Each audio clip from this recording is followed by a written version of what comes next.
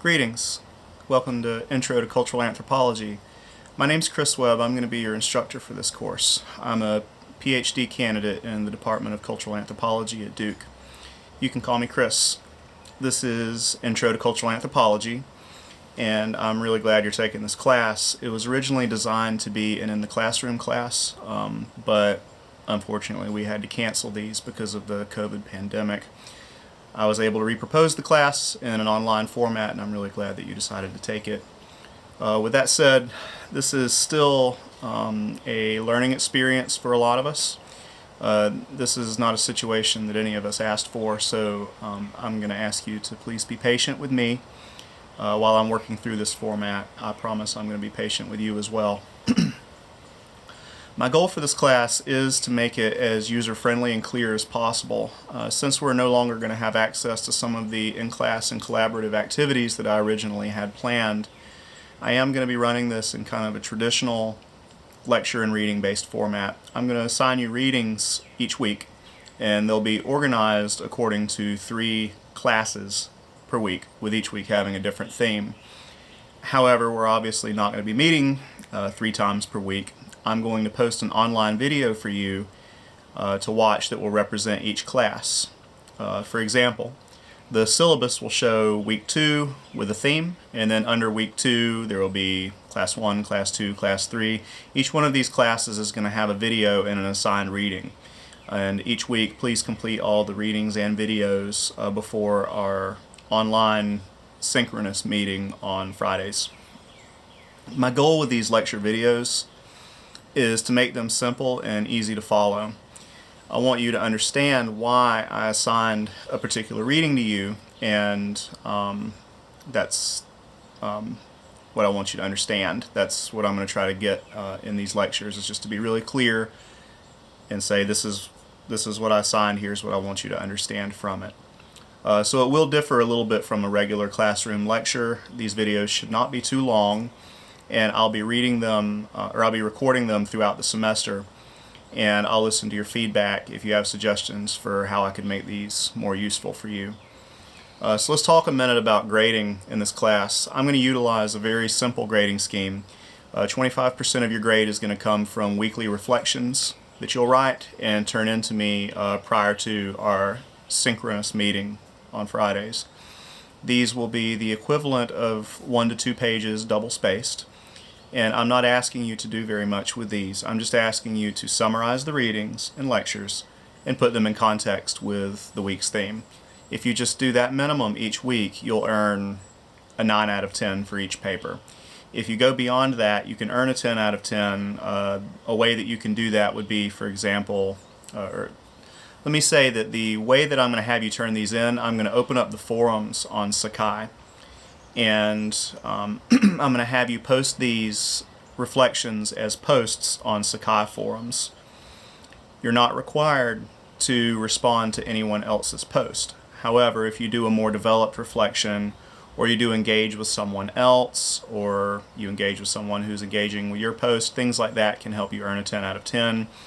It can also increase your participation grade, which is going to be another 25% of your final. Participation will be based on your level of engagement with the course. This means things like communicating with me, responding to other students, discussion forum posts, and participating in our weekly synchronous meetings. Things like that will increase your participation grade. Your first discussion forum post that will be due this Friday does not have to relate to the readings, and it doesn't have to be as long as 1 to 2 pages. For that post, all I want you to do is just introduce yourself to the class. You can share what you hope to get out of the class, and if you want, you can tell us something about yourself that you would like us to know. And if it's just a few sentences, that'll be just fine. 25% of your final grade will be from a final paper. This paper will be 8 to 10 double-spaced pages, and I'll give a prompt during the second week of class to let you know what I expect for that paper. There will be a final exam as well that will also comprise 25% of your final grade. If you have any questions about this, about grading, just contact me and I'll do my best to help you. I'm going to take a minute to introduce myself just a little bit more, and then we can talk about the subject of our class. Like I said, my name is Chris Webb. I'm a doctoral candidate in cultural anthropology at Duke. I'm what you would call a medical anthropologist. There are a lot of subfields in anthropology, and there are also subfields in anthropology. My subdiscipline is medical anthropology. We'll talk later this semester about what that means in greater detail, but put simply, the things that I study tend to deal with themes related broadly to the practice of medicine, the culture of medicine, and the influence of medicine and culture. I also study militarism and trauma, particularly in a North American context. I'm also interested in how things like gender and race shape all of these kinds of experiences. Most anthropologists have one or more field sites, which are often but are not necessarily geographically located places where we conduct our research. My current field site is a community of Native American elders and healers who conduct purification and healing rituals for military veterans after war. A long time ago, I used to be in the military. I was wounded in combat, and I was retired by the military because of these injuries. The personal experience that I had of trying to live in the aftermath of those things, including not only combat trauma, but also trying to deal with things like the ethical implications of having participated in that war, those things inspired my research focus. Specifically, I study things like the ways that meta-narratives about war and trauma, particularly through the PTSD diagnosis and through therapies that are designed to treat it, I'm interested in how things like that shape and constrain the ways that not only how veterans experience life and healing after war, but also the ways that our society is allowed to talk about and understand and address those things too. Most anthropologists we're pretty interested in meaning. We want to know what something means. So what does it mean that veterans occupy the kind of space that they do in our society? What does it mean that we have to use this language, the language of PTSD, trauma, healing, things like that, to discuss the impact of war? What does it tell us about how we are supposed to understand war, how we're supposed to understand the people who fight in it? And I'm also interested in what those things disallow us from understanding. Whose experience of war is not included in this narrative? What is the culture of the military? What's the culture of the VA hospitals that veterans occupy in their post-military lives? How does military culture curate and filter the experience of race and gender by people who serve? These are the kinds of questions that I ask with my own research, and these are the kinds of questions that anthropologists ask about the various things they study. So, moving on, I want to say something about the readings that I'm going to assign. I mentioned this on the syllabus, but I'm going to say it again here. Some of the things that we will read, especially some of the early works of anthropology, are considered problematic by current standards.